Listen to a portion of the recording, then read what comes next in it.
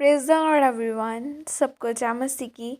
मैं बिलीव करती हूँ आप सभी ब्लेस्ड होंगे और खुदावन करूँ सचमुच आपको छुएगा और आज़ाद करेगा और ये वचन आप लोगों की ज़िंदगियों में बोया जाएगा और 1000 गुना फल लेके आएगा। आओ मैं उस वचन को पढ़ती हूँ जो वचन हमें मेरी भविष्यवाणियों की पुस्तक में से परमेश्वर के दास अपोस्टल अंकुर यूसुफ नरूरा जी द्वारा और परमेश्वर की दासी पास्टर सोनिया यूसुफ नरूला जी द्वारा दिया जाता है। आओ मैं उस वचन को पढ़ती हूँ। अंत का समय, जैसे कि पवित्र बाइबल मत्ती 24 के 4 से 6 आयत में लिखा है, यीशु ने उनको उत्तर दिया, सावधान रहो, कोई तुम्हें न भरमाने पाए, क्योंकि बहुत से ऐसे होंगे जो मेरे नाम से आकर कहेंगे मैं मसीह हूँ और बहुतों को भरमाएंगे। तुम लड़ाइयाँ और लड़ाइयों की चर्चा सुनोगे तो घबरा न जाना, क्योंकि इनका होना अवश्य है, परंतु उस समय अंत न होगा।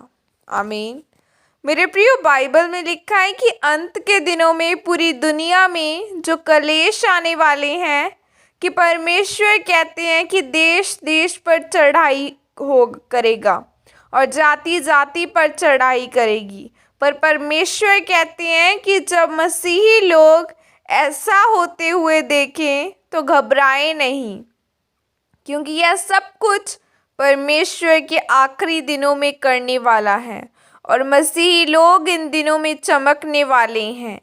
आज पाप इतना बढ़ चुका है कि लोग अपने स्वार्थ के लिए दूसरों पर चढ़ाई कर रहे हैं। आज एक देश दूसरे देश पर चढ़ाई कर रहा है, आधुनिक हथियारों से नाश करने में लगा हुआ है।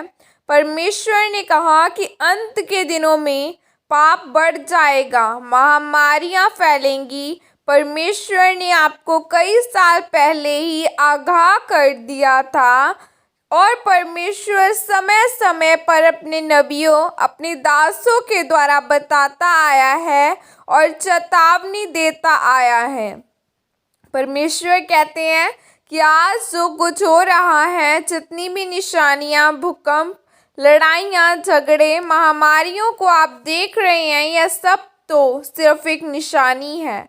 और बाइबल में लिखा है कि अगर तू प्राण देने तक विश्वासी रहेगा तो मैं तुझे जीवन का मुकुट पहनाऊंगा। इसीलिए आज वो समय आ गया है कि जो प्रार्थना, जो पवित्रताई, जो सुसमाचार सुनाने का काम का स्तर पहले था, अब आपको उसको बढ़ाना हो पड़ेगा। बाइबल में जब हम 2 राजाओं 3 अध्याय में पढ़ते हैं तो लिखा है, जब मोआबी इज़राइलियों पर चढ़ाई करने के लिए आए तो इज़राइली सोचने लगे कि हम तो इज़राइली हैं, हमारे पास तो जीवित खुदा है।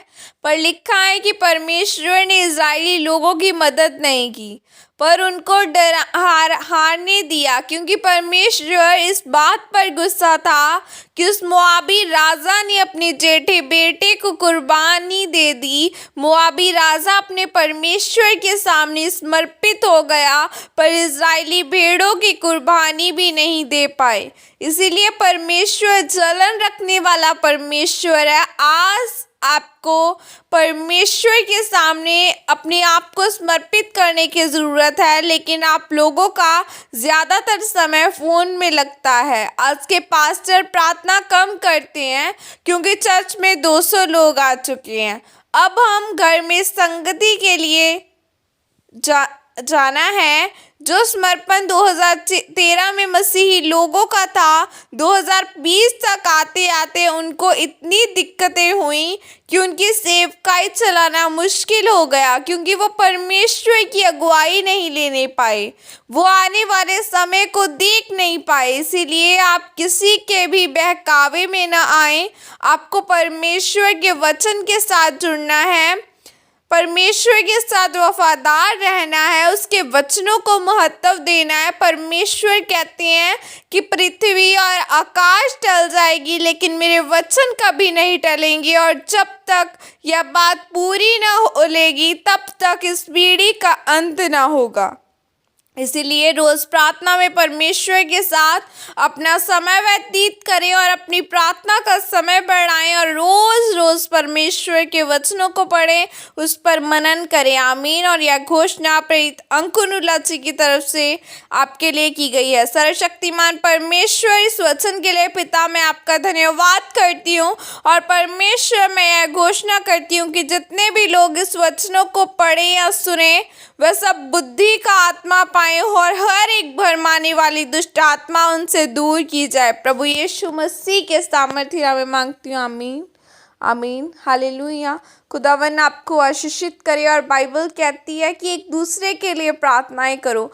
अगर मैं आपके लिए प्रेयर करती हूँ तो आपने मेरे लिए ज़रूर प्रेयर करनी है। और आज आपने स्पेशली प्रेयर करनी है हमारे ग्रैंडफादर के लिए, वो हॉस्पिटल में एडमिट है, और आपने उनको खुदावन के हाथों में देना है कि खुदावन उनकी सर्जरी को अच्छे से करे और खुदावन हमें उनको जल्दी से हील करे और अपने कामों के लिए और यूज़ करे। सबने प्रेयर करनी है।